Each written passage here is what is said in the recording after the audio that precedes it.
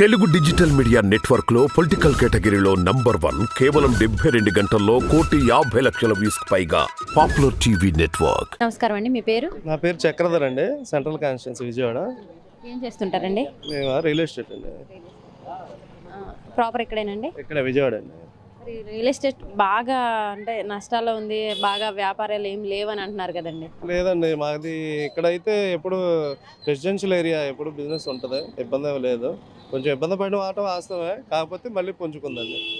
అంటే ఈ ప్రభుత్వం వచ్చిన తర్వాతే బాగా ఇబ్బంది పడిపోతున్నారు అంటారు, నిజమేనండి? గత ప్రభుత్వంలో ఏం జరిగిందంటే ఇసుక అనేది తక్కువ రేటు దొరికింది, కాకపోతే అన్యాక్రాంతం అయిపోయింది. ఈ ప్రభుత్వంలో ఏంటంటే ప్రభుత్వానికి ఇన్కమ్ చేకూర్చారు జగన్ గారు ఇసుక ద్వారా. గత ప్రభుత్వంలో ఎవరు ఇష్టం వచ్చినట్టు వాళ్ళు కట్టుకొని ఏ రాజకీయ నాయకుడికి కావాల్సిన ఇసుక వాళ్ళు తోడుకొని వెళ్ళిపోయారు. ఈ ప్రభుత్వంలో ఏంటంటే ఎవరికైనా బిల్లు పెట్టి కొనాల్సిందే, ఆ డైరెక్ట్ ఇన్కమ్ ప్రభుత్వానికి చేరింది దానివల్ల. మరి జగన్ గారు వచ్చిన తర్వాత ఇసుక బాగా రేట్లు పెరిగిపోయింది, ఒక సామాన్యుడు ఇల్లు కట్టుకోలేకపోతున్నాడు, వాడి సొంత ఇంటి కలను నెరవేర్చుకోలేకపోతున్నాడు అని చెప్పేసి అంటున్నారు కదండి. సామాన్యుడు ఇల్లు కట్టలేకపోతున్నాడు అంటే, సామాన్యుడు ఇప్పుడు కన్స్ట్రక్షన్లో ఏం ఆగలేదు కదండి, ఇల్లు కట్టుకుంటున్నారు అంతా. కాకపోతే గత ప్రభుత్వంలో సామాన్యుడికి ఏ ప్రభుత్వంలో అయినా అన్యాయం జరిగింది, ఈ ప్రభుత్వంలో డైరెక్ట్గా లబ్ధి చేకూరింది. అంతేగాని గత ప్రభుత్వాల్లో అంతా కార్పొరేటరు, ఎమ్మెల్యే ఈ స్థాయి వాళ్ళంతా దోచుకుతున్నారు ప్రజల్ని. ఈ ప్రభుత్వంలో ఏంటంటే ఏ పేదవాడికైనా డైరెక్ట్గా ఏ పథకమైనా, ఏదైనా ఇసుక అయినా, పెన్షన్ అయినా, ఇల్లు అయినా, ఏ పార్టీ వ్యక్తికైనా సరే, ఏ కులం అయినా, ఏ మతం అయినా వాళ్ళకి డైరెక్ట్ లబ్ధి చేకూరిందండి ప్రభుత్వం ద్వారా. మరి ఈ పథకాలన్నీ ఇస్తున్నారన్న, కానీ ఈ పథకాలన్నీ ఇచ్చేసి జనాలను సోమరిపోతులను చేస్తున్నారు, రాష్ట్రం బాగా అప్పుల పాలైపోయిందని చెప్పేసి అంటున్నారు. అన్ని రేట్లు పెంచేశారు, అసలు ప్రజలు పేదవాళ్ళు ఏది మధ్యతరగతి వాడు అసలు కొనేలా లేదు, తినేలా లేదు అని చెప్పేసి అంటున్నారు కదండి. అంటే రేట్లు ఒక ఏపీ స్టేట్లోనే పెరిగినాయండి. 2 సంవత్సరాల కోవిడ్ ప్రపంచం అంతా నాశనం అయిపోయింది. ఏ ప్రభుత్వం అన్నా అదే జరిగిద్దండి. రేట్లు పెరగడం అనేది ఇప్పుడు పన్నుల ద్వారా మన మీద భారం వేస్తారు, కానీ ఏ ప్రభుత్వాన్ని, ఇప్పుడు చంద్రబాబు నాయుడు ప్రభుత్వం ఉన్నా అదే చేసిద్ది, కాంగ్రెస్ ప్రభుత్వం ఉన్నా అదే చేసిద్ది. కాకపోతే కోవిడ్ టైం, కరోనా టైం క్లిష్ట పరిస్థితుల్లో కూడా ప్రజలను ఆదుకుంది జగన్ గారేనండి. అది మరి అసలు మళ్ళీ జగన్ గారే వస్తే ఏపీ ప్రజలంతా వలస వెళ్ళిపోయే పరిస్థితి ఉంది అంటున్నారు, అది ఎంతవరకు నిజం అంటారు? ఎందుకంటే అసలు గత ప్రభుత్వం, ఇప్పుడు నేను చిన్న ఎగ్జాంపుల్ చెప్తా అండి. మా అమ్మగారికి వికలాంగురాలు, మా అమ్మగారు పెన్షన్ తీసుకోవాలి. ఒక వాటర్ ట్యాంక్ ఉండేదండి ప్రకాష్ నగర్లో. ఆ వాటర్ ట్యాంక్ దగ్గర 2 రోజులు పడిగాపులు కాసి ఎండలో కూర్చొని ఇచ్చేసి పెన్షన్ తీసుకునేవాళ్ళండి, ఒక వికలాంగురాలు. ఇప్పుడు మా ఇంటికి వచ్చి పెన్షన్ ఇస్తున్నారండి. మా అమ్మగారు గత టీడీపీ ప్రభుత్వంలో ఇంటికి పెట్టారండి, టోల్ ఫ్రీ నెంబర్ ఇచ్చారు టీడీపీ గవర్నమెంట్లో. టోల్ ఫ్రీ నెంబర్కి ఎప్పుడు కాల్ చేసినా ఓకే మీ కంప్లైంట్ తీసుకున్నా అనేవాళ్ళు. తర్వాత ఏం జరిగేదంటే మాకు మళ్ళీ రిటర్న్ కాల్ వచ్చేది, ఏమంటే మీ సందు చివరి చెత్త తీయలేదు, కంప్లైంట్ ఇచ్చారు కదా తీసారా అని. లేదండి మేము ఇంటికి పెట్టుకున్నామండి అని చెప్పి 4 సంవత్సరాలు మొత్తుకున్నామండి. ఇళ్ళన్నీ టీడీపీ కార్పొరేటర్లు వాళ్ళ అనుచరుగణం అంతా దోచేశారండి, కబ్జా చేసి దోచేశారు. సామాన్య ప్రజలకి ఎవరికి రాలా. జగన్ గారి ప్రభుత్వం వచ్చాక మా ఇంటికి ఎత్తుక్కుంటూ వచ్చి మా అమ్మగారికి ఇల్లు వచ్చిందండి. మా అమ్మగారికి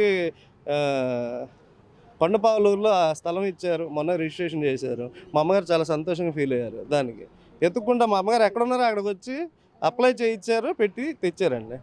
అది నెక్స్ట్ ఎవరు వచ్చే అవకాశం ఉందండి? నెక్స్ట్ జగన్ గారే వస్తారండి. మరి చంద్రబాబు నాయుడు గారు కూడా నేను ఇంతకంటే ఎక్కువ పథకాలు ఇస్తానంటున్నాడు, అందులోనూ మళ్ళీ ఇవే నా చివరి ఎన్నికలు అని చెప్పేసి కూడా అంటున్నారు. మరి ఒకసారి చంద్రబాబు నాయుడు గారిని చూస్తారంటారా ప్రజలు? గతంలో అసలు ఒక పార్టీకి మేనిఫెస్టో అంటే ఉంటుందండి. ఒక పార్టీ ఎలక్షన్లోకి వెళ్తుంటే ఒక మేనిఫెస్టో అనేది ఉంటుంది. చంద్రబాబు నాయుడు గత 40-40 ఇయర్స్ నుంచి ప్రవేశపెట్టిన మేనిఫెస్టోలు అన్నీ తీసుకోండి, అందులో ఎన్ని చేశారో చూసుకోండి. అదేంటండి, చాలా అన్నీ అమలు చేశామని చెప్పేసి అంటున్నారు కదండి. ఇప్పుడు జగన్ ఇచ్చే కూడా అంతకుముందు మేము ఇచ్చినాయే, కాకపోతే పేర్లు మార్చిస్తున్నాడు అంటున్నారు కదండి. ఎందుకు ఇచ్చారండి? ఒక రాజశేఖర రెడ్డి గారి స్వర్ణయుగం నుంచి ఇవన్నీ మొదలైనాయండి. రాజశేఖర రెడ్డి గారు అని ఆయన ముఖ్యమంత్రి అయ్యాక పేదవాడికి సొంతంటి కళ, గుండె ఆపరేషన్ చేయించుకోవాలంటే గతంలో చనిపోయేవాళ్ళు అండి, స్తోమత లేదు, 3 లక్షలు 2 లక్షలకే చనిపోయేవాళ్ళు. ఇప్పుడు అదే రాజశేఖర రెడ్డి గారు 108 పెట్టారు, ఆరోగ్యశ్రీ పెట్టారు. దానివల్ల ఎవడైనా ఎంత పెద్ద హాస్పిటల్కి వెళ్ళైనా ఉచితంగా చిన్న రూపాయి ఖర్చు పెట్టకుండా సర్జరీ చేయించుకోగలుగుతున్నారండి. అది ఫీజు రీఎంబర్స్మెంట్ అండి. ఫీజు రీఎంబర్స్మెంట్ ఇచ్చి ఎంతోమంది ఇంజనీర్లు, సందుకో ఇంజనీర్ ఉన్నాడు మన ఆంధ్రాలో, ఇంజనీరింగ్ చదువుకోగలిగారు. చదువుకున్నారు కానీ మరి ఇప్పుడు అభివృద్ధి లేదు, మనకి యువతకు ఉద్యోగాలు లేవని చెప్పేసి అంటున్నారు కదండి. ఎందుకు లేవండి? ఇప్పుడు వలసవాదం అనేది ఇప్పుడు చదువుకున్న వాడికి ఎక్కడైనా ఉద్యోగం ఉంటుంది. ఇక్కడే చేయాలని ఉందా? ఇప్పుడు ఇక్కడే చదువుకున్నాడు, ఇక్కడే ఉద్యోగం ఇవ్వాలని ఉందా? ఇప్పుడు బెంగళూరు ఉంటుంది, హైదరాబాద్ ఉంటుంది, సాఫ్ట్వేర్ కంపెనీస్ మెట్రోపాలిటన్ సిటీస్కే వస్తాయి. అంటే ఎక్కడికి వెళ్ళే పని లేకోకుండా ఇక్కడికే మన విజయవాడకే తీసుకురావాలి కదా, కానీ జగన్ వల్ల కావట్లేదు. అదే కనుక చంద్రబాబు నాయుడు గారు అయితే ఎన్నో ఐటీ కంపెనీలు వచ్చాయని చెప్పేసి అంటున్నారు కదండి. అభివృద్ధి జరగాలి ఏపీ అంటే అది కేవలం చంద్రబాబు నాయుడు గారి వల్లే సాధ్యమైందని చెప్పేసి అంటున్నారు కదండి. నాకు తెలిసి అయితే అమరావతిలో వెళ్తే రోడ్లు కూడా లేవండి. ఆయన మొత్తం గ్రాఫిక్స్ వేసి చూపించారు. ఆయన 5 ఏళ్ళు దాంట్లో ఒక సచివాలయం, ఇప్పుడు తెలంగాణలో కొత్త సచివాలయం కట్టారండి. రెండు సంవత్సరాలు కట్టారు. ఇప్పుడు 5 సంవత్సరాల్లో శాశ్వత భవనం ఒక్కటైనా ఎందుకు కట్టలేకపోయారు? మన తాత్కాలిక సచివాలయం కాదు, శాశ్వత సచివాలయం కాదుగా. అదేంటి మరి? అంత ఇన్ఫ్రాస్ట్రక్చర్ ఉన్నాడు, శాశ్వత భవనం ఏదైనా కట్టగలగాలి కదా, కట్టలేకపోయారు కదండి. 5 ఏళ్ల కాలంలో చిన్న శాశ్వత భవనం ఒక్కటి కూడా నిర్మించలేకపోయారు అమరావతిలో. ఆయన తాత్కాలికంగా కట్టారు, మరి జగన్ వచ్చిన తర్వాత అది కూడా కట్టలేదు కదా, ఏది చేయలేదు కదా అని చెప్పేసి అంటున్నారు కదండి. జగన్ గారి ఐడియాలజీ చాలా గొప్పదండి. గత కాలంలో తీసుకుంటే ఫస్ట్ మన రాజధాని చెన్నై అండి.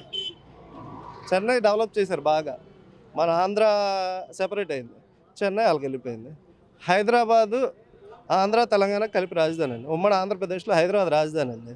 హైదరాబాద్ బాగా డెవలప్ చేశారండి మన వాళ్ళు అంతా. ఇప్పుడు తెలంగాణకి వెళ్ళిపోయింది అది. ఇప్పుడు మన ఆంధ్రప్రదేశ్కి రాజధాని లేదు. ఇప్పుడు జగన్ గారు చేసింది ఇదేంటండి, కర్నూలు, అమరావతి, ఇంకొక వైజాగ్, ఈ 3 డెవలప్ చేయడం వల్ల ఇప్పుడు ఎన్నో విడిపోతూ వచ్చినాయి.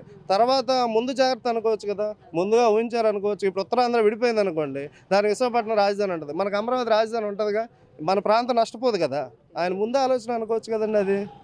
సరేనండి, మరి ఒక ప్రతిపక్షాలే కాకోకుండా పవన్ కళ్యాణ్ గారే కాకుండా మరి ఆయన సొంత చెల్లి అయినటువంటి షర్మిల గారు కూడా అసలు నువ్వేం చేసావు జగన్ రెడ్డి ఏపీకి అని చెప్పేసి అని అంటున్నారు కదండి.